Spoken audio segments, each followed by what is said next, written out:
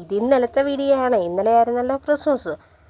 ഏതായാലും അത്യാവശ്യം കുറച്ച് ക്വാണ്ടിറ്റി തന്നെ റൈസും ചിക്കനും ഉണ്ടാക്കാനായിട്ടാണ് തീരുമാനിച്ചിരിക്കുന്നത്. രാവിലെ തന്നെ ചപ്പാത്തിയും മുട്ടക്കറിയും കഴിച്ചതിന് ശേഷം നേരെ അടുക്കളയിലോട്ട് വന്ന് ചിക്കനെല്ലാം വൃത്തിയാക്കി പിന്നെ കുറച്ച് സവാള അരിയാനായിട്ടുള്ള പരിപാടിക്ക് പോയി. ചിക്കൻ കഴുകി കഴിഞ്ഞപ്പോഴത്തേക്ക് അവിടെ വേറെ ആൾ വന്ന് ചിക്കൻ മസാല ഇട്ടിട്ടുണ്ട്. സവാള ഏതായാലും റൈസിന് വേണ്ടിയുള്ളതും ചിക്കൻ കറിക്ക് വേണ്ടിയുള്ളതും രണ്ട് തരത്തിൽ അരിഞ്ഞിട്ടുണ്ട്. ഇത് റൈസിന് വഴറ്റിയെടുക്കാനുള്ള ക്യാരറ്റും ബീൻസും ആണ്. മുറ്റത്ത് അടുപ്പ് കൂട്ടാനായിട്ട് ഏതായാലും തീരുമാനിച്ചായിരുന്നു. ക്യാരറ്റും ബീൻസും അരിഞ്ഞുകൊണ്ടിരുന്നപ്പോഴത്തേക്ക് ഇടയ്ക്കിടയ്ക്ക് ഓരോ പാക്കറ്റുകളും കട്ട് ചെയ്യാനായിട്ട് ആളിങ്ങനെ വന്നുകൊണ്ടിരിക്കുന്നു. ഞാൻ കട്ട് ചെയ്ത് കൊടുക്കുന്നു. വീഡിയോ കാണുമ്പോൾ നിങ്ങളവർക്ക് ഇത് എത്ര നേരമാണ് ഒന്ന് അരിയാനായിട്ട് എടുക്കുന്നതെന്ന് ചോദിച്ചാൽ ഇതിൻ്റെ ഇടയ്ക്ക് വേറെ കുറേ പരിപാടിക്ക് പോകുന്നുണ്ട് കേട്ടോ. സാധാരണ ഒത്തിരി ഫുഡ് വയ്ക്കാനുള്ളപ്പോഴത്തേക്ക് വെളിയിൽ അടുപ്പ് കൂട്ടുന്നതാണ് പതിവ്. ആദ്യം തന്നെ എണ്ണ ചൂടാക്കിയപ്പോഴത്തേക്ക് ബിരിയാണിക്കുള്ള വറുത്ത് കോരാനുള്ള സാധനങ്ങൾ അങ്ങ് വറുത്തെടുത്തേക്കാം, അതിനുശേഷം ചിക്കൻ ഫ്രൈ ആക്കാമെന്നുള്ള രീതിയിലാണ് കണക്ക് കൂട്ടിയത്. തീ ഏതായാലും കുറച്ച് ദേഷ്യത്തിലായിരുന്നു. ക്യാഷ്നട്ടും മുന്തിരിയൊക്കെ ഇട്ടപ്പോഴത്തേക്ക് പെട്ടെന്ന് തന്നെ അങ്ങോട്ട് കരിമാടിക്കൂട്ടനാക്കി തരുന്നുണ്ടെന്നുള്ള ഒരു തോന്നലുണ്ടായി. വിറകടുപ്പിൻ്റെ പ്രത്യേകത അങ്ങനെ ചൂട് ഒരുപാട് നിൽക്കും. വീണ്ടും ഇതേ പാക്കറ്റ് കട്ട് ചെയ്യാനായിട്ട് ഏൽപ്പിച്ചു. ഞാൻ വീണ്ടും കട്ട് ചെയ്ത് കൊടുത്തു. ഞങ്ങളൊരു 5 പേരുണ്ട് രാവിലത്തെ ചിക്കൻ കറി വയ്ക്കാനായിട്ട്. ഒത്തിരി പേരിങ്ങനെ ആഘോഷങ്ങളൊക്കെ ആകുമ്പോഴത്തേക്ക് ഒത്തുകൂടുന്നത് വളരെ സന്തോഷമുള്ള കാര്യം. തമാശയും കളിയും ചിരിയൊക്കെ ആയിട്ട് പറഞ്ഞ് നമ്മളിങ്ങനെ ഓരോന്നിരിക്കും. എന്തെങ്കിലുമൊക്കെ തെറ്റ് സംഭവിച്ചാൽ കളിയാക്കാനും ഒട്ടും മടിക്കത്തില്ലാത്ത ആൾക്കാരാണ് ഞങ്ങൾ കേട്ടോ. പിന്നെ ഏതായാലും ഞങ്ങളുടെ ക്യാമറാമാൻ ഒന്നും വിടാതെ തന്നെ എല്ലാം ഫോക്കസ് ചെയ്യുന്നുണ്ട്. ഇതെല്ലാം ക്യാമറാമാൻ്റെ പണികളാണ് കേട്ടോ. എന്ത് ചെയ്താലും അതിൻ്റെ പുറകിൽ വന്ന് നമ്മൾ വിചാരിച്ചത്ര ഇതൊന്നും കരിഞ്ഞിട്ടൊന്നുമില്ല കേട്ടോ. കിസ്മിസും ക്യാഷ്യൂവും വറുത്തെടുത്തതിന് ശേഷം ബിരിയാണിക്കുള്ള സവോള വഴറ്റിയെടുക്കാനായിട്ട് പോയി. വീണ്ടും അരിഞ്ഞുകൊണ്ടിരിക്കുന്നു.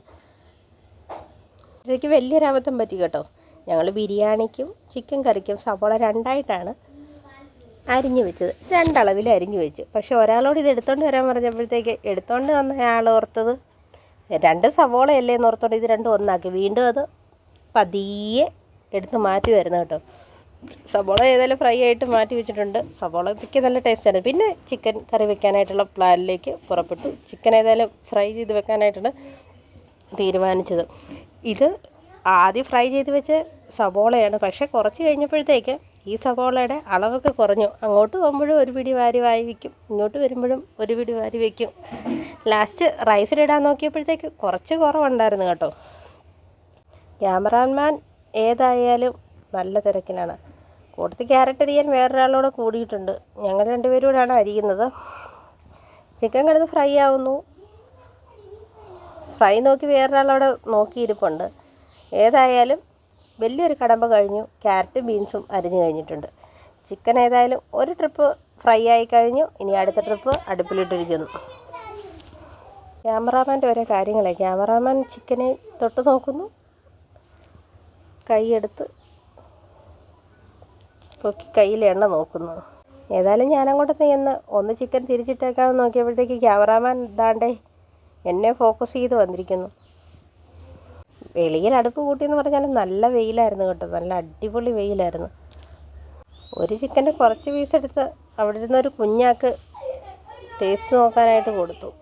ഏതായാലും മെയിൻ ഷെഫ് വന്നതിന് ശേഷം ചിക്കനുള്ള സവോളയെല്ലാം വഴറ്റി മസാല ഇടുന്ന കടപ്പയിലേക്ക് എടുത്തു. നമ്മൾ പൊടി മാത്രം എടുത്ത് കൊടുക്കുന്നു. ആൾ പറയും നമ്മൾ സാധനങ്ങളെല്ലാം ഇട്ട് കൊടുക്കുന്നു. അങ്ങനെ ക്യാമറാമാൻ അവിടെ നിൽക്കുന്നു, ഞാൻ പൊടികളെടുത്ത് കൊടുക്കുന്നു, മെയിൻ ഷെഫ് കറിക്കുള്ളതെല്ലാം ചേർക്കുന്നു. നല്ല വെയിലായിരുന്നു. അവിടെ വേറെ പണി നടക്കുകയാണ് കേട്ടോ. അവിടെ ഒരാൾ മല്ലിയിലയും പുതിനയിലെല്ലാം വൃത്തിയൊക്കെയാണ്. ഇതാണ് ഞങ്ങളുടെ കൂട്ടത്തിലുള്ള ഓരോ ആൾക്കാരും ഓരോരോ പണിയിലാണ്. ആരും വെറുതെ ഇരിക്കുന്നതല്ല. അവിടെ ഒരു കുഞ്ഞാൾ, ഈ കൂട്ടത്തിലെ ഏറ്റവും കുഞ്ഞാളാണ് ഇപ്പം കറി ഇളക്കിക്കൊണ്ടിരിക്കുന്നത്. ക്രിസ്മസിൻ്റെ തലേദിവസം തന്നെ 24-ാം തീയതി തന്നെ ഇവർ വന്നു. അപ്പം രാവിലെ നമ്മുടെ പരിപാടികളെല്ലാം തുടങ്ങി.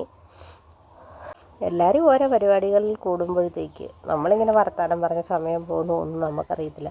വെയിലടിക്കാതിരിക്കാൻ അപ്പുറത്തെ ഒരു 2 ഷീറ്റ് ചാരി വെച്ചിട്ടുണ്ട് കേട്ടോ. ചിക്കൻ കറി ഇപ്പം തന്നെ പറഞ്ഞേക്കാം, ചിക്കൻ കറി നല്ല അടിപൊളി ചിക്കൻ കറിയായിരുന്നു കേട്ടോ. 6ാമതൊരാളും കൂടെ കൂട്ടത്തിൽ ജോയിൻ ചെയ്തിട്ടുണ്ട്. ഞങ്ങളുടെ മിനി അടുക്കള എന്ന് തന്നെ പറയാം. മസാല ഇടാൻ നേരം ഞങ്ങൾ തീ കുറച്ച് വെച്ചതാണ് കേട്ടോ. ഈ തീക്കൊരു വാശിയുണ്ട്, തീയൊന്ന് പിണക്കി കഴിഞ്ഞാൽ പിന്നെ തീക്ക് കത്താൻ ഭയങ്കര പാടായിരിക്കും. ഏതായാലും അത് കുറച്ച് നേരം ശ്രമിച്ചതിന് ശേഷം ഒന്ന് തീ കത്തിയത്.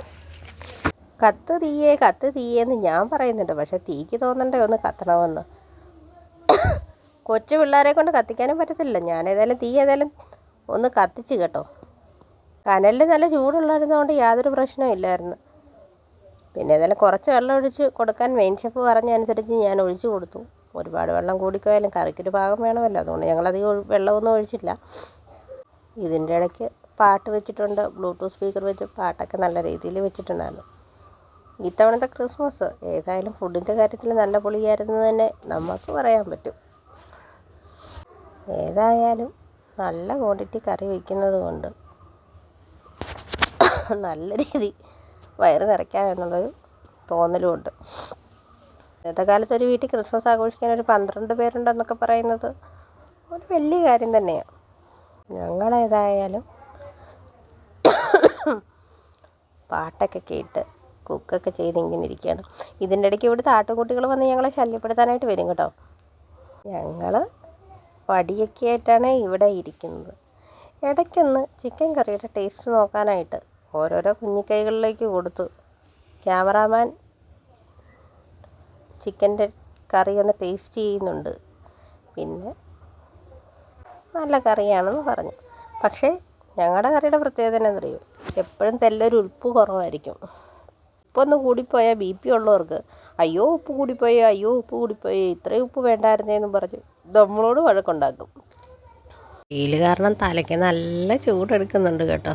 എന്നാലും ഓരോരോ വർത്തമാനമൊക്കെ പറഞ്ഞ് ഞങ്ങളിങ്ങനെ ഓരോരോ പണിയാണ്. അടുക്കളയിൽ ഉണ്ടാക്കി കഴിഞ്ഞുള്ള പ്രശ്നം എന്താണെന്ന് ചോദിച്ചാൽ, അടുക്കള പെട്ടെന്ന് കുളമാവുകയും ചെയ്യും. നമ്മൾ പിന്നെ ഒരുപാട് ജോലികൾ ബാക്കി കിടക്കുകയും ചെയ്യും. പുറത്ത് അടുപ്പ് കൂട്ടിക്കഴിഞ്ഞാലുള്ള പ്രത്യേകത എന്താണെന്ന് ചോദിച്ചാൽ, അടുക്കള നല്ല വൃത്തിക്ക് കിടക്കുകയും ചെയ്യും, പുറത്തങ്ങനെ അഴുക്കാകത്തില്ല. പിന്നെ നമ്മുടെ റൈസിന് വേണ്ടിയുള്ള മെയിൻ ഷെഫ് വന്നിട്ടുണ്ട് കേട്ടോ. മാൻഡിയായിരുന്നു റൈസ് ഉണ്ടാക്കാനായിട്ട് ഡ്യൂട്ടി ഏറ്റെടുത്ത്.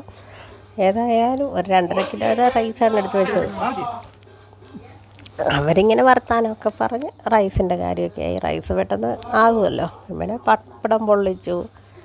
അങ്ങനെ ഇരുന്നപ്പോഴത്തേക്കാണ് ദമ്മ് അങ്കിളിതി ഓപ്പൺ ചെയ്തു. നല്ല ലുക്കൊക്കെയുണ്ട്, നല്ല ടേസ്റ്റായിരുന്നു കേട്ടോ, അത് പറയാതിരിക്കാൻ പറ്റത്തില്ല. അപ്പം ഒരുപാട് റൈസ് ഉള്ളതുകൊണ്ട് പിന്നെ ഒരു 12 പേർക്കുള്ള പ്ലേറ്റിൽ വിളമ്പണേ. അപ്പം ഈ 12 പേരും ഒന്നിച്ചിരുന്ന് തന്നെയാണ് കഴിക്കുന്നത്. അങ്ങനെ ഞങ്ങളുടെ ഇത്തവണത്തെ ക്രിസ്മസ് റൈസും ചിക്കനും കേക്കും വളരെ ആഘോഷവും ചിരിയും എല്ലാമായിട്ട് കുടുംബാംഗങ്ങളുമായിട്ട് ഞങ്ങൾ ആഘോഷിച്ചു എന്ന് തന്നെ പറയാനായിട്ട് പറ്റും. രുചിക്കല്പം കുറവ് വന്നാൽ ഇത്രയും പേര് കൂടി ആഘോഷിക്കുമ്പോഴത്തേക്ക് വളരെ മനോഹരമായിരുന്നു ക്രിസ്മസ് എന്ന് തന്നെ പറയും.